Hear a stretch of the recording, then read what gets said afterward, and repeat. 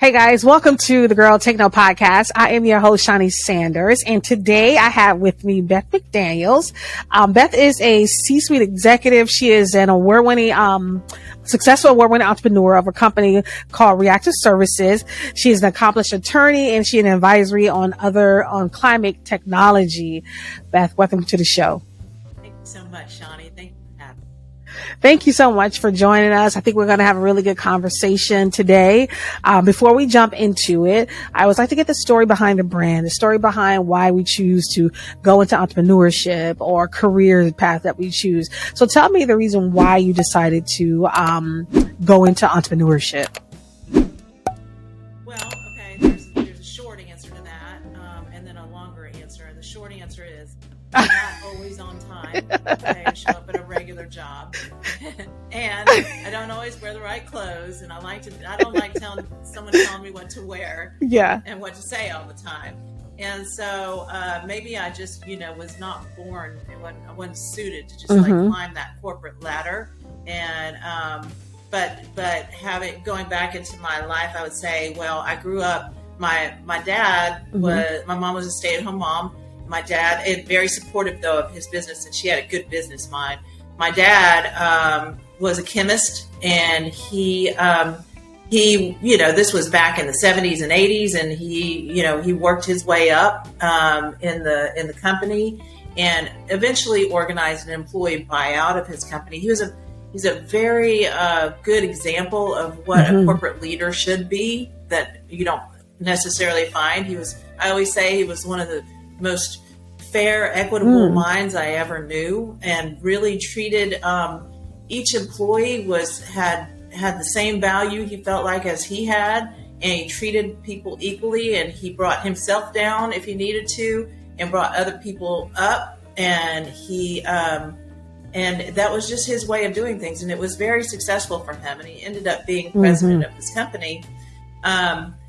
Along with that, we always had side businesses. We always had small family businesses. In fact, I'm in the paint business now. You'll ask me some questions about that. You'll hear about that. And it's interesting that my parents bought a paint store at one point when I was growing up. And so I worked at this little paint store. We didn't know nothing about paint, but they knew how to run a business. And and that's something I would say about business, is about small businesses. It can be applied to a lot of different things. And if you have just general business knowledge. And so we always had, rent houses that they would invest in, and we would manage those. And that grew as their success grew, and got into like apartment buildings and things of that nature. So we always had businesses going on, and in closely held kind of family situations. And that seems to be what I feel comfortable with, because that's what I've ended up doing. I like that. Also. Like, one, I don't show up on time. Okay. I'm not always going to be on time. So I have to be the owner of my time and when I show up in places. And another thing, I'm not going to always dress. I don't like nobody tell me how to dress. I like that because, listen, I'm the exact same way. If I work for a company, you have to have a very much so relaxed dress code, because I think people need to be comfortable, right? And show up, still look good, but I at least need to be comfortable and know that I can wear a pair of jeans, right?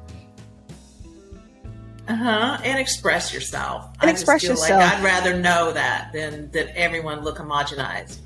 Exactly. I actually worked for a company before where you had to purchase a jean day. So if you wanted to wear jeans, you had to actually send $5 in order to do it. I wonder who got the money. I don't know. I wonder that too, now that I think about it. But yeah, we had to purchase a jean day and give them $5. So yeah, that's how it is. But now with this whole new shift of work life, and where a lot of people are working from home, it's like now everything has changed, and it's so much better if you ask me. Well, in that it is. And in that regard, people giving an employee a proper work-life balance, meaning that, if they're going to be at work for 8 hours a day, they got to get sometimes they got to get their kid to the doctor, or they've got to schedule something for their house to get repaired, or, and so giving people that work-life balance, I think, has definitely worked out better for us to, and more productive. And so I agree with you. I think that it should, you should be, and so that was something that I never thought that I fell into the corporate structure because I felt like I needed to take care of other stuff at the same time. And so that's another. Exactly. As a working mom, yep, you do. You have those things that come up. And, now today I feel like, and you can let me know this, because you have your own business as well. I think now today, a lot of times as people who are looking for jobs as employees, we're looking for that company that does offer that balance now, because we understand since COVID, we understand now that, listen, we need to be able to be a little bit more flexible in our jobs and our lives to account for those things where you never know when your kid's going to get sick. You never know when you get that phone call and they're like, hey, you got to come pick them up from school. And, just things that life happens. Right. And I'm in a position now to myself, because I still do work full time and I work from home. But I'm with a company where I've never experienced work-life balance like I do right now, where I'm able to have actual time to work, get my job done, but then have time to pursue some of the things that bring me joy and passion and then I'm passionate about. And it has been the best thing that I've ever happened to my life. And now, do you, at your organization, at your company, Reactive Surfaces, do you guys offer, is that something that you guys lead with as an organization? Say, hey, we got to be able to make sure that work-life balance is important for people. Yeah, like I said, we found that to be more productive and that you have happier people working for you and more satisfied. So in that, it's much more about getting the job done and doing it well and having integrity in the workplace and just being effective. And so, like when it comes to people taking vacation or time off, I've never been one to just track someone's time and try to bust them out on everything. I mean, not that micromanager type of person. Yeah, I'm gonna judge you on how well you get the job done and how it works out. So that's the way I feel. Even expenses. That's so cool. Yeah, even expenses. I'm gonna let you expense things. What we do is we make that it can be public. I mean, I've seen this. We haven't done it exactly, okay, but I am considering doing this for expense reports.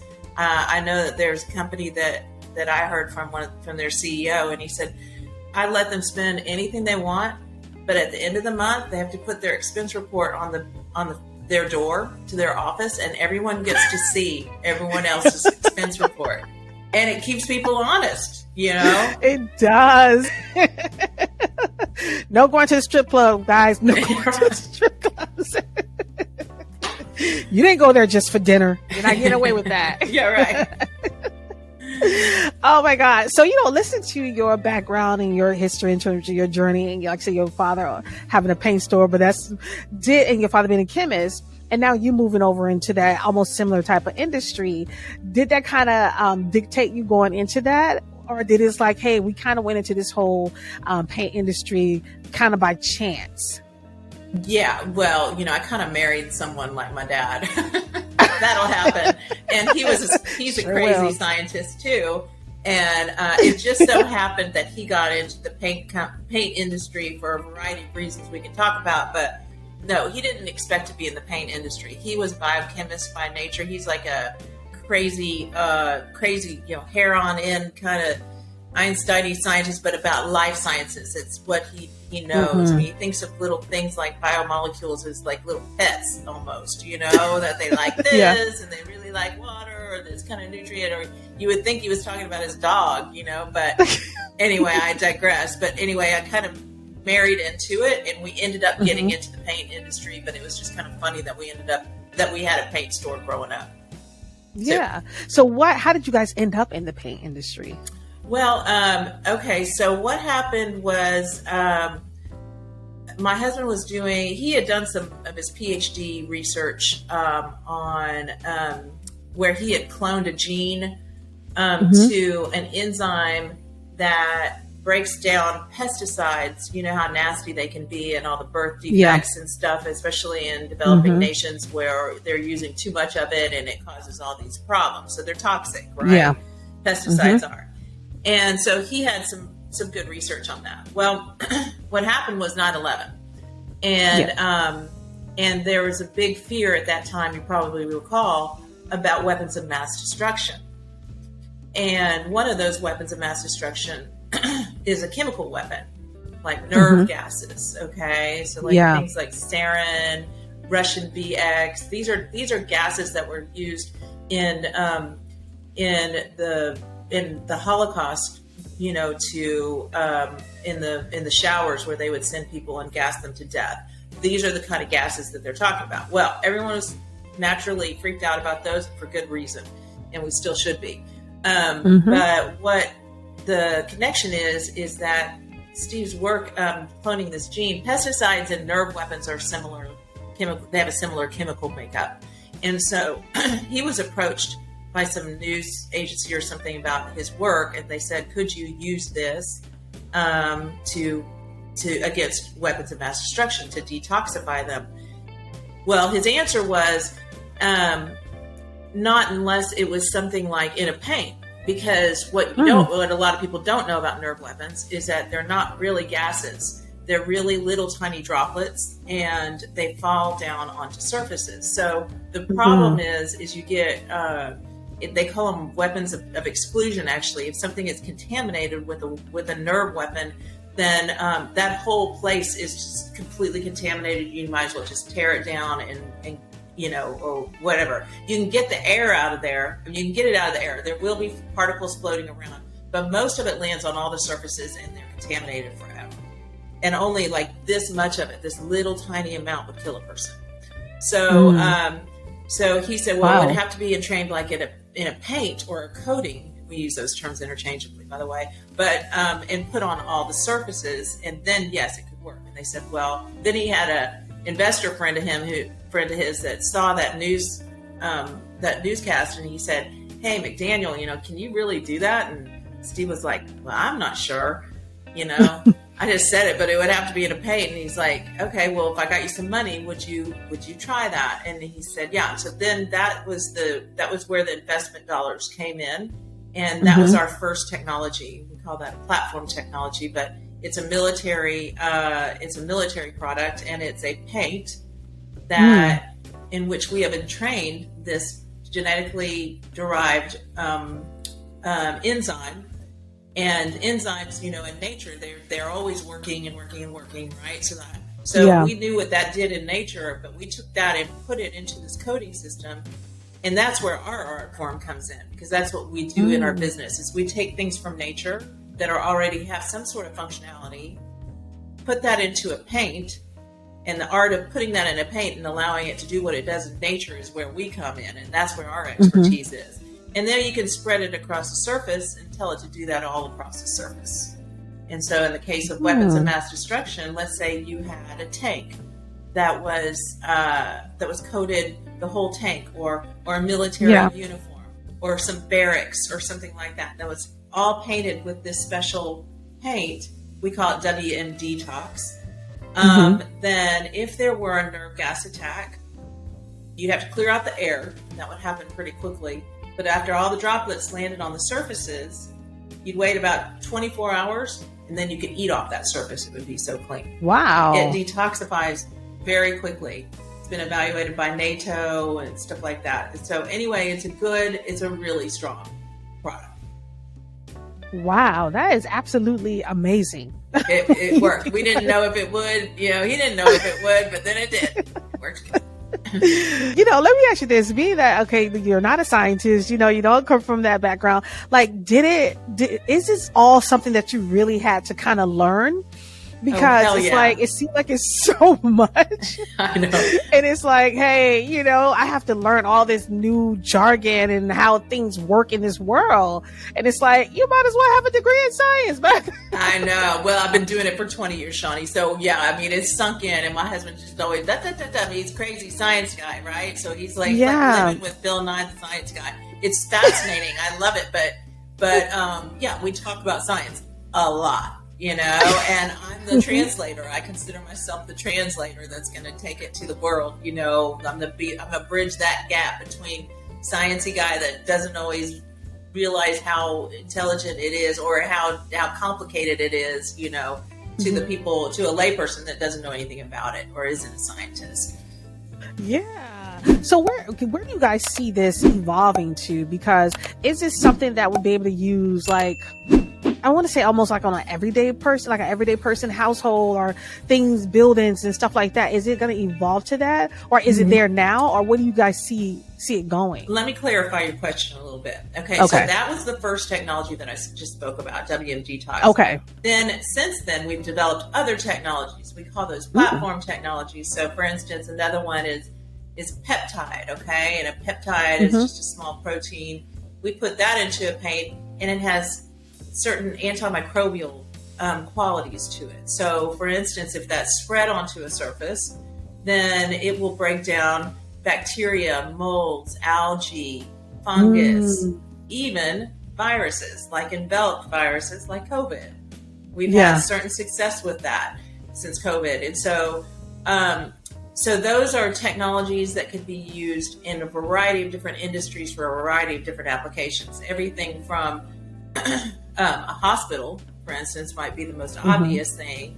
You know, surgical suite where people, get these secondary infections or whatever. You always hear someone going in for like a knee surgery and they come out with a staph, right? Well, a lot of that is caused by cross-contamination. And so there's applicability in a lot of different industries, all the way to maybe a mass transit system, or even on a small scale, like a insertable medical device that would go inside the body. So everything, I'll tell you also something about coatings that is the biggest industry no one's ever thought about, okay? Yeah. And no one ever thinks about paint. And nobody do.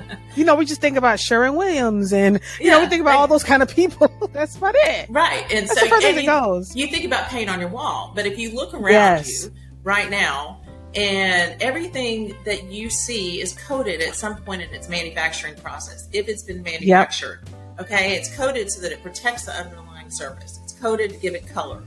But it's what we've done is added this third dimension of functionality to it, that your paint should, your coating on your computer screen should respond to you and break down fingerprints. Your coating, in your kitchen should break down the oils, the natural greases and oils after you cook. So these are all platform technologies based in paint that have different applicability, and different industries might pick and choose from them. And then the latest one that you know about is where we took a paint, and instead of adding these biomolecules like peptides or enzymes, we put an organism, which is an algae, a single cell bacteria. Taking you back to 8th grade science, what does algae do? Just like trees, they photosynthesize. That's a functionality that we were trying to get. And we put that into a paint and ask it to do what it does in nature, which is pull down carbon dioxide, right? And then it, with the help of sunlight and water, and then releasing oxygen and glucose. So that's what we did. So now we have a coating system that actually captures carbon dioxide from the ambient air or from like emitters that are releasing carbon dioxide. So it's a climate change solution. Oh, wow. You said something that's so true. We do not think about coating. We do not think about like painting. You're right. Everything, and I'm looking around my house, I'm like, everything is coated. Everything has something on it, and you don't think about that. That microphone you're talking into. Yeah. Exactly. Everything. So that's why I'm like, this is such an interesting conversation, and I'm learning so much as we go. Thanks. Let me ask you this. Was it difficult to get people to understand what you guys were doing and to see the benefits of it? Or was it like, oh, people got it right away? Well, okay. So let's talk about, that's a great question. And let's talk about what people, okay. So our customer base is not usually you as the end user. Yeah. Okay. So it's usually the way we do business at Reactive Surfaces is usually like a paint company will have some issue with a paint. They want it to be remove fingerprints, or they, and they have a specific coating system they want to do that in. So they'll come to us to problem solve, and so then we'll take things and put them into their coating system, these additives, to achieve that desired effect. And so that's kind of the way we do business. And so our clients are usually paint companies or auto manufacturers or something like that. unless we're developing something on our own, which was the climate change solution. No one paid us to do that. And so sometimes we just innovate. We're just an innovation machine. We're not actually selling paint. What we do is we innovate and then we license technology out. And okay, so that if someone wants our technology, we prove it up. We'll say, okay, yeah, you want that anti-fingerprint paint in this particular coating system. So we'll do that in our labs. We'll achieve it. And then if they pay for that, and if they want to then license that technology, they have to pay to license it. And then they can manufacture it and distribute it. So that's where we lie in that food chain, kind of, is we're on the innovation side. So people would seek your company out to maybe improve what they have. Yeah, or develop a new coating. Yeah. Yeah. That is interesting. So you asked, is it difficult? Yeah, it's been super difficult. Okay. And in our particular industry, it was a complete paradigm shift for us to take biology and put it into coating systems, because we merged these two disciplines. And in the paint industry itself, there's been, all throughout the paint industry, and this is like the slowest growing, just old white guy kind of smoking cigars, it is just like this super slow growing industry. They're not really open to new things, I can tell you. Yeah. Excuse me. And they wanted to keep biologicals out of their paint because that causes spoilage of their paint. So this was a complete shift to them. So for the first 10 years or whatever, we were just we had to publish and all that stuff. We did all this sciencey stuff to prove that it's okay if we do it this way, that we can do it successfully. So yeah, we had to prove ourselves up. Yeah, that's so interesting. Especially with the paint business, it's almost like you come in as an industry disruptor. You know what I mean? You come in and you really shift things and shake things up in this old industry that used to doing business a certain way. Exactly. And was it hard to convince them in terms of, like you said, about climate change and climate control? Because, a lot of people always debate about climate control. You have some people feel like, oh, it's not really happening. People don't know what they're talking about. And you have those people who feel very strong about it. And we do see certain things that are happening, and it's because of that. Was it hard to get people to understand that piece of it in terms of like, hey, this really does help when it comes to climate control? Or was it something that was a selling point for to your customers? Well, we're still working on selling that, and so we're seeking investment dollars to further develop what we have. I mean, we've developed the paint because we're in the paint business, so we got the paint, and now you have to, and we have a good delivery system for that, like a good modular system. But we have yet to. We're seeking a lot of different types of funding, and so we're right in the middle of that. And I think it'll happen very soon, just given what I know about that. But was it difficult to convince people about climate change? I wasn't going to fight that battle because I was just like, you know what? There are enough people that believe in it that I'll just talk to those people. I ain't going to try to convince you that climate change is real. I mean, if so, you're probably not someone that I'm interested in doing business with if you hadn't bought into that science yet. I mean, because that's just like very well-known science. And there's almost there's just no good authority of climate change not happening. So I just choose to narrow down the scope of the people that I would talk to because I don't have to convince everyone. I just have to convince the people that I need. And so like when we're reaching out to investors and such, we talk to investors that are seeking out climate change solutions already. And so we don't even talk about that. But it's ridiculous to not believe in climate change right now. Because you know what they say that we are? They say, have you ever heard of the boiled frog? Okay, so they say that we're boiling frogs. And what that means, in case your listeners aren't aware of it, is that supposedly if you take a frog and you put it in neutral temperature water, just tap water or whatever, and then you turn up the heat and you keep on turning up the heat until it's getting to be boiling, the frog will never know. The frog won't jump out. The frog will never know it's boiling. Okay, we're kind of those boiling frogs. We're in the middle of it right now. And so you don't We believe are, it. and I feel like you see signs of it everywhere. Even because I'm from Florida, I look at the beaches in Florida, and when I go visit now, I see how they're pushing the sand back, like how water's coming more inland. Where before, when I was younger, we had much more sand. You know what I mean? Much more of the beach itself, and now a lot of the water's coming more inland, and a lot of the sand now is being pushed back to accommodate that. And I'm looking at that, and I'm like, oh my God, listen, that's climate control right there. Dude, it is. It really is. And I don't understand why a lot of people don't believe it when we see so many things that is evident of it, and that we do need to do things better. We do need to think about what's better for our environment and how we can help. Superstorms and California fires, and even the tornadoes that we just saw, like in oh my God, Mississippi area, all that stuff. There is a lot more weather going on than there used to be, even in my lifetime. Yeah. And I don't know where you are in Florida. Where are you?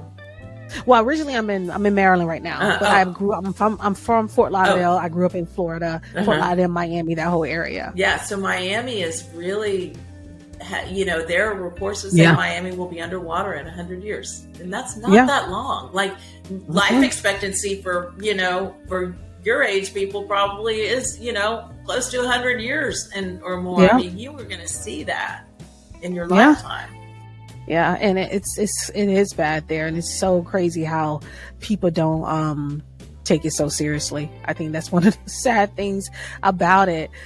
When it comes to your business, when did you know it was time to start bringing? Because I ask a lot of entrepreneurs this question in terms of, when you want to grow, you need people to help you grow. So when did you guys know it was time to, hey, we have something that's really big here, something that's going to be in high demand. Let's start bringing in other people. Let's grow our business. So to meet that demand, when did you know it was time to start bringing in like more people? More people to work for us, or like more money? Yeah, more people to work for you. More people to work for you.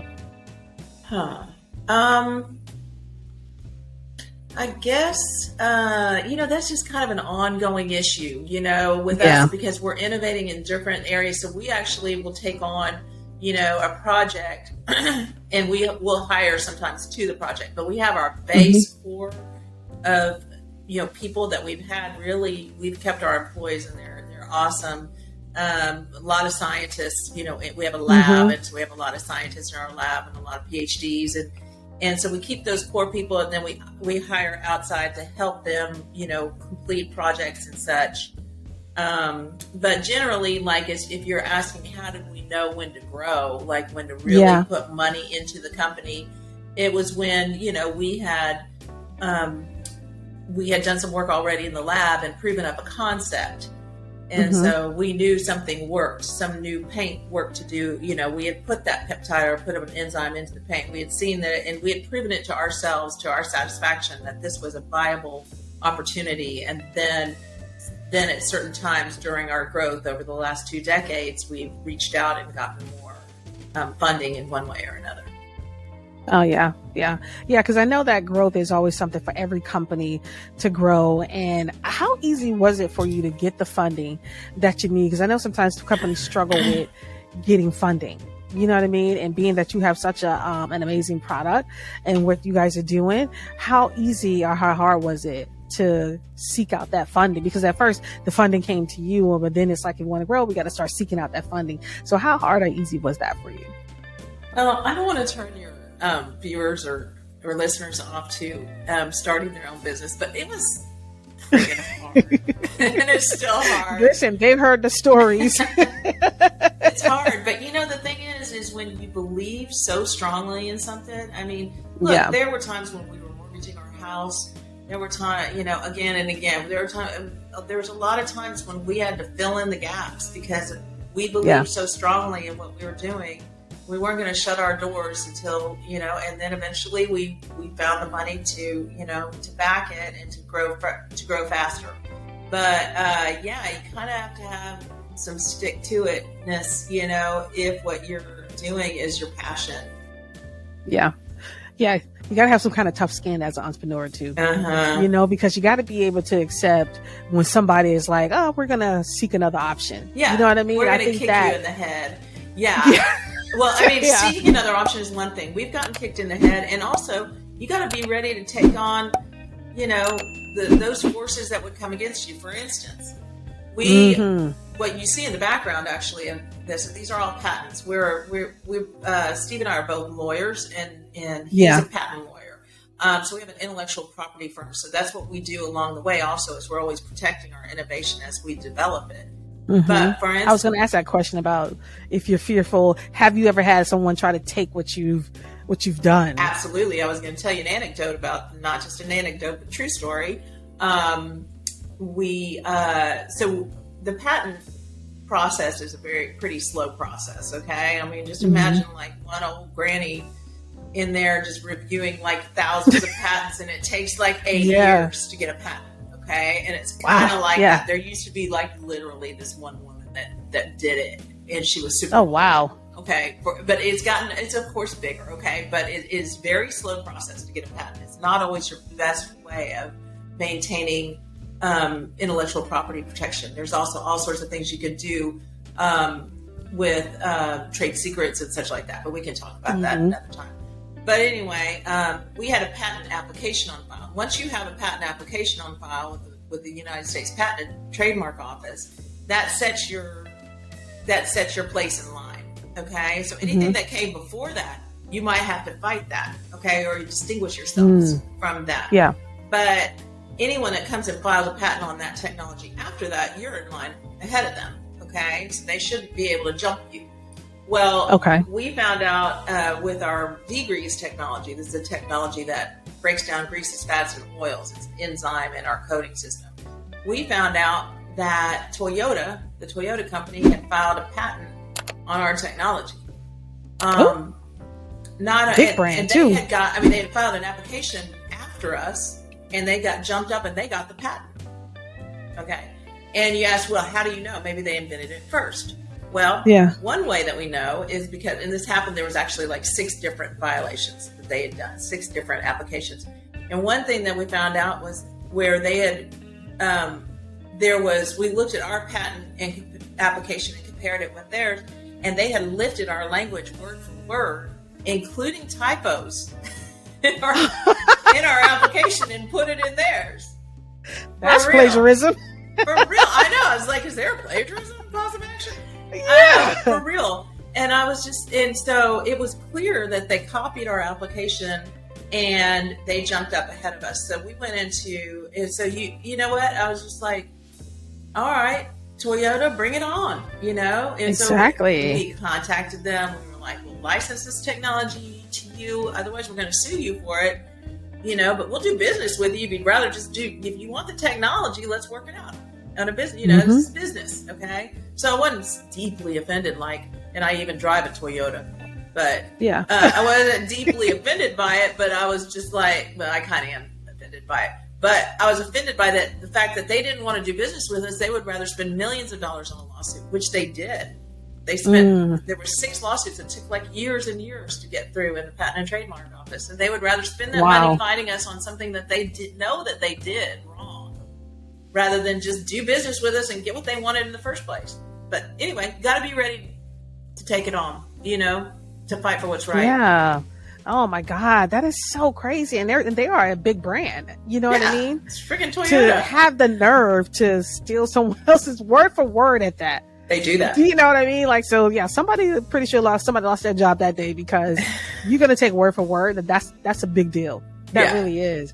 That's good. Cause I was going to ask that thing about protecting yourself as a business and making sure no one takes your idea.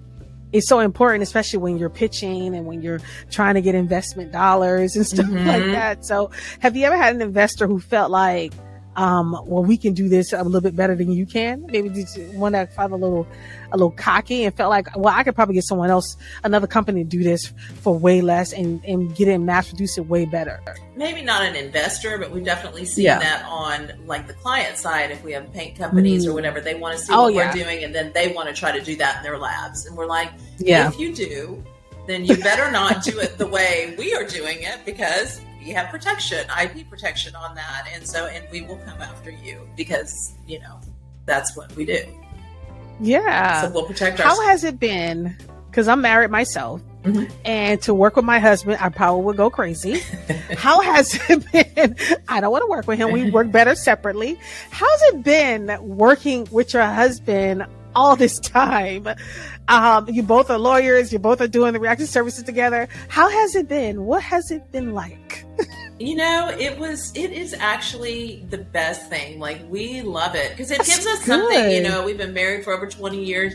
It gives us, I mean, it's like, we have kids too. We talk about them, but we also talk about this baby and, and this is kind of like just something that we always have to talk about. But there's been this kind of, I will say there's been an understanding between the two of us that we just let each other do, we know each other's intentions are good, and we know that we're good at what we do. We just kind of let each other do what we're going to do. And if one of us fails at something, then we don't harp on it. We support each other in that way, like it's okay. And we don't, That's good. I mean, one time I remember he did get mad at me about something I did. And I was just like, I will friggin' quit right now. Like,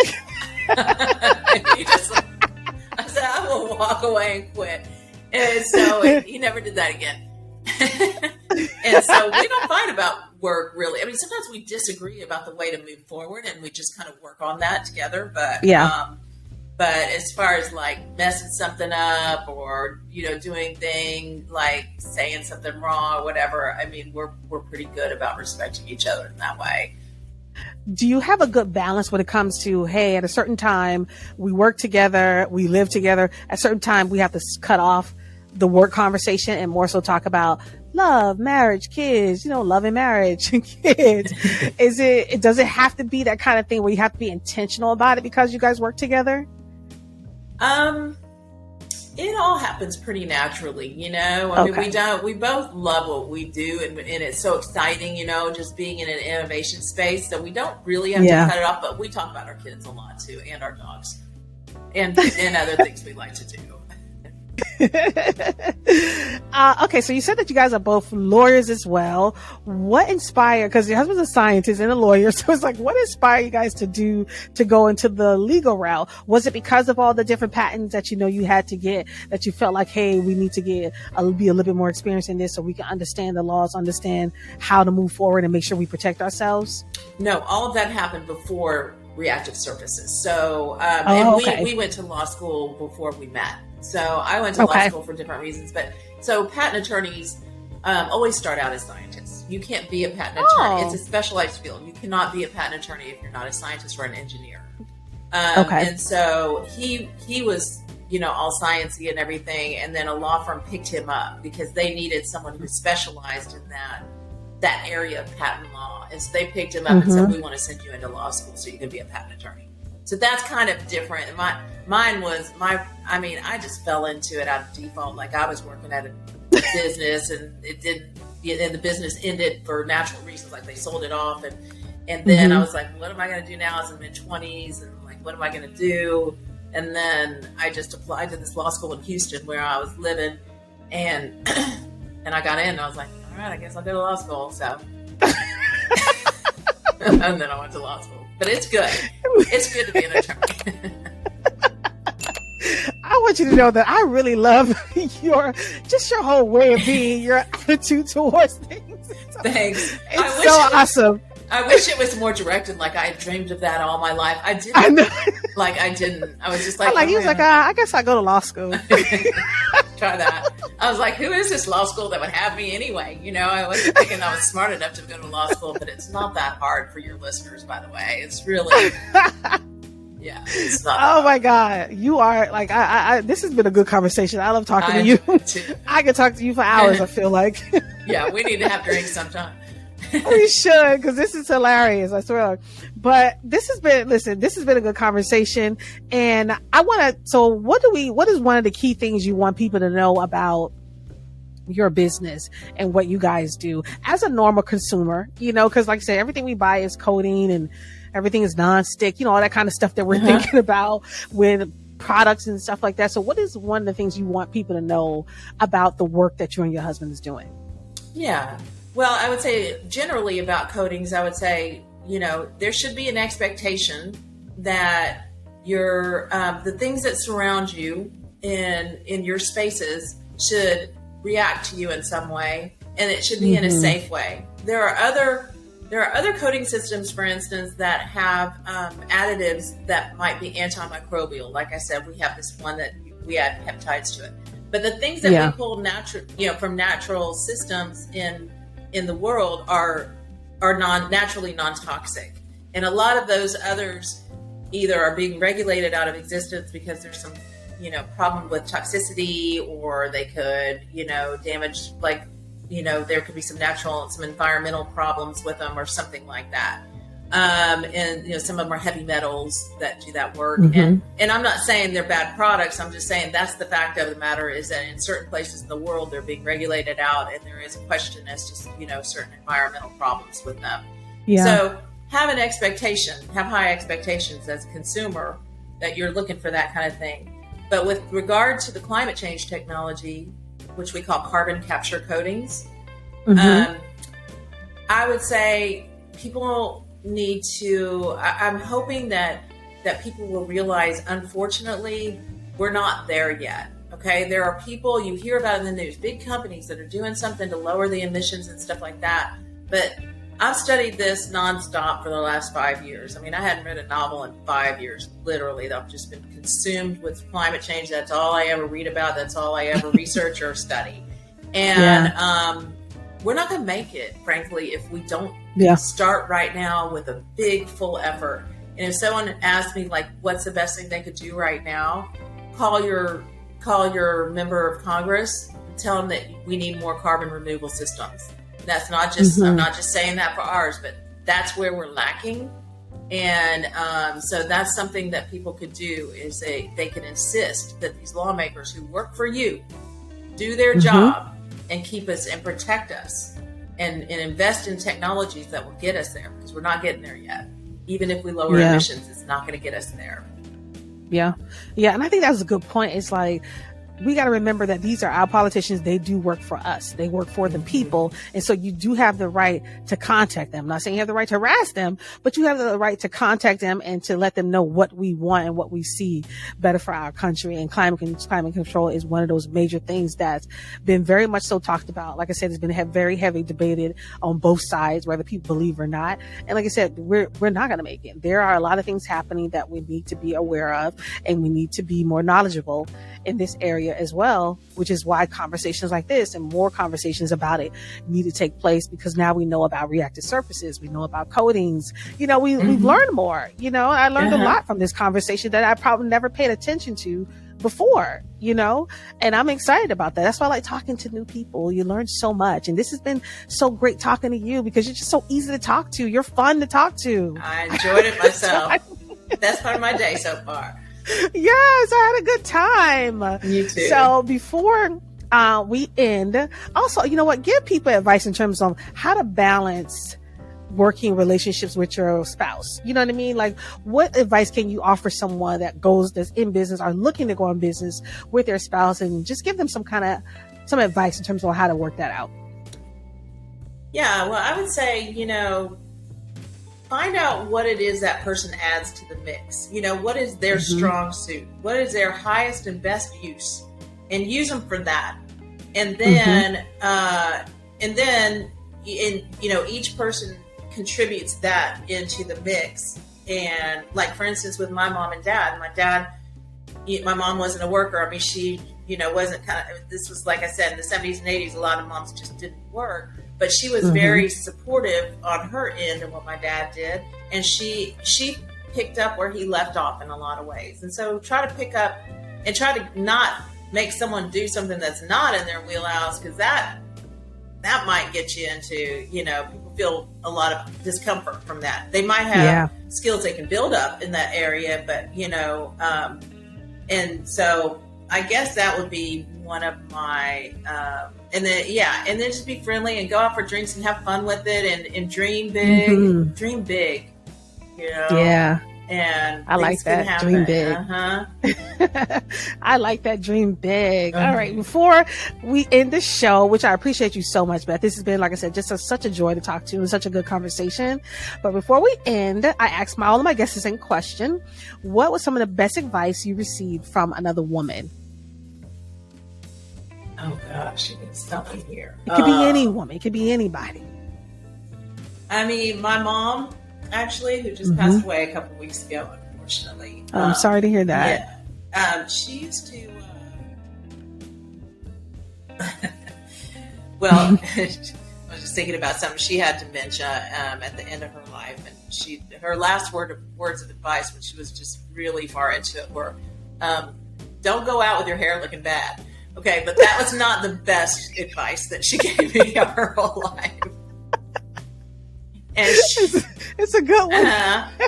And she said, but she used to tell me, you know, because she had supported an entrepreneur also, someone who, you know, took risks and stuff like that. And she used to tell me about that, you know, you stick with it. You know, if you know that this is right, you're going to make this happen, and you just stick with it.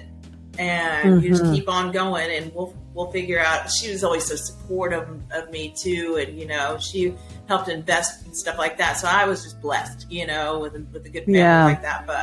But yeah, she encouraged me at a time when a lot of people were saying, "Oh, you know, you're not making a profit or whatever, you know, give it up." She was not like that. She was like, "You know what you're doing. If you know that this is right, then you just stick with it. We'll get you through it." Yeah, it's important, you know, when you're an entrepreneur to surround yourself with people who are going to encourage you, because you are going to have those ebbs and flows in your business and stuff like that. And you're going to go through hard times. And it's important to have somebody in your life that'll tell you, hey, don't give up. Stick with it. You know, this is what you want. It's important. So that was really good. Who was yours? Yeah, the best advice I received from a woman, it's definitely my mom. And I think it was during a time when I was young and I was going through like some really hard times. And my mother told me, my mother was a spiritual woman, and she said, faith and doubt can't dwell in the same place. You're going to have to choose. Either you're going to have faith or you're going to be doubtful. And, you know, I swear to God, that changed my life. And it really changed my perspective on how I view things when I'm going through hardship or just facing something that is, you know, just really discomforting or just not comfortable for me. And I'm like, okay, either I'm a doubt and say, hey, I'm not gonna make it. They can't live together. You know, or I'm gonna get it together and say, I'm gonna get through this. I'm gonna be okay. This is gonna pass, and I'm gonna make it through.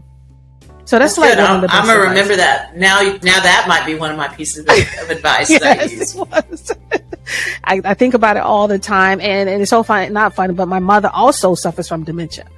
And she, you know, she said this to me before she had the fully onset of it, but it's still something that I remember, and something that my mother still has very strong spiritual woman, very strong faith too. And so talking to her really does encourage me a lot. Still, she encourages me. Oh, you know, till the day she died, she still had good advice. Still encourages me. So I really do. Well, I understand that. Well, Beth, listen, like I said, thank you so much. This has been a joyful conversation. I feel like I made a new bestie today. And I know this is going to be a great show. So many people are going to love it. You guys are going to love this show. You're going to love listening to Beth and watching her. Also, if you watch on YouTube, listen, I am Shaunie Sanders. This is the Girl Techno Podcast. I thank you guys so much for watching and listening, and I'll see you next time.